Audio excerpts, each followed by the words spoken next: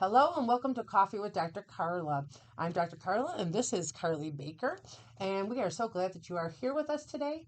Our goal is to talk about mental health related issues and to end the stigma surrounding them. All right, Carly, who do you have with you here? So, hello today. This is ℂ𝕆𝔽𝔽𝔼, Minnie for short. And she's here today leaving today, to talk a little bit about animal assisted therapy or just having an emotional support animal and the good that it does for you, both for your mental health and, just having someone awesome that's around you.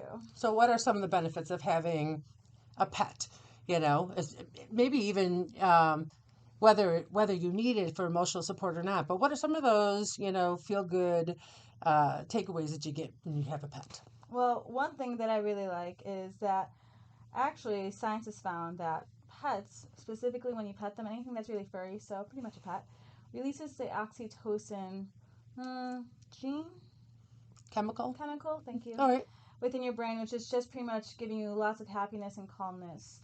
So when you ever have a pet around you, a lot of times if you pet your pet, you start to feel better. So a lot of times when I'm working with my clients and they have a stressed out day, Yep. exactly, Nice and velvety. Yep. Okay. exactly, All right. I tell them go home. If they have an animal, hug it, snuggle it, just feel that unconditional love, and that will help them feel better throughout their day or even sometimes their week, depending on how often that they do it. Okay. So I've got 3 dogs at home. They're kind of goofballs. What sets apart my pets from an emotional support animal? So, really, the big difference on that one is certification. For one, is there a series certification for ESA? There's not really a regulated one, but an emotional support animal is just an animal that has been found to be emotionally supportive for you. Some animals are absolutely wonderful and great, but they're not always going to be hugging you every second of the day. And so they're just going to kind of be there, and that's chill. That's totally fine. So that would be the difference between an ESA and a pet is one super supportive for you, and one is just like, hey, I'm going to do my own thing in my own way. Still good, but not necessarily what you consider an emotional support. So let's say that I want to say that my dogs are my emotional support animals, which in many ways they are. Both Jack and Jenna, my little Italian Greyhounds, they're my nurturing figures for my EMDR stuff. So in many ways they are my emotional support animals. Mm-hmm.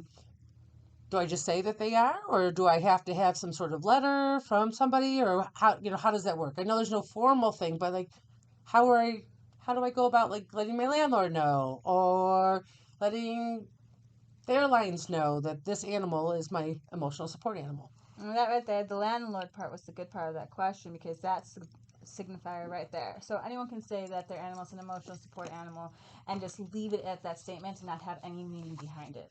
My pet's my emotional support animal. They make me feel so good.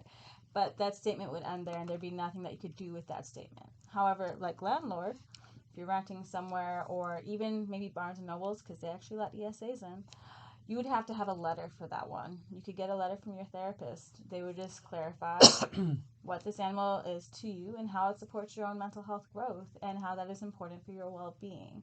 So if you wanted to use the ESA term for something more than just saying that they're a support animal, is that would be for helping you out with your daily tasks, your life, your expectations within the community, and that you would need your therapist for, just to kind of verify what you're saying.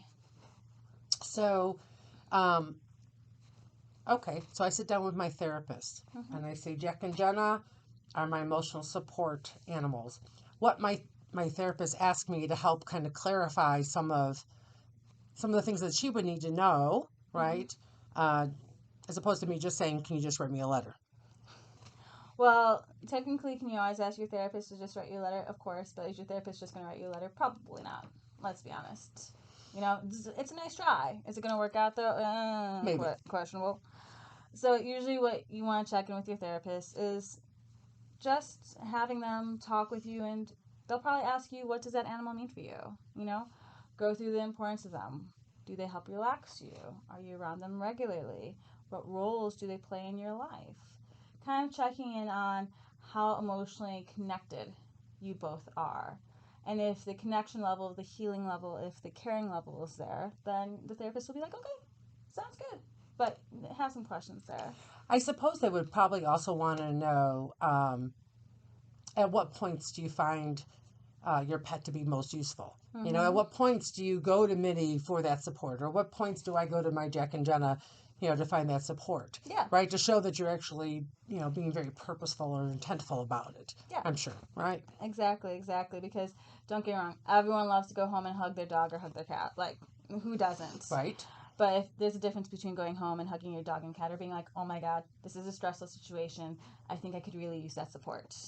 So that would be a difference. So yeah, clarifications are really important here. Okay. So as we kind of close out, what's one thing that you would like people to take away from our little time together?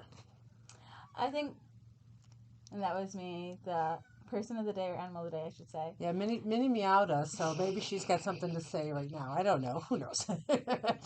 I'd say something that's really important is while having an ESA is absolutely wonderful and really good for our mental health, we also have to remember that in the process of having an animal that supports you, that you need to also be supportive of your animal. Because otherwise, your pet can go through burnout too.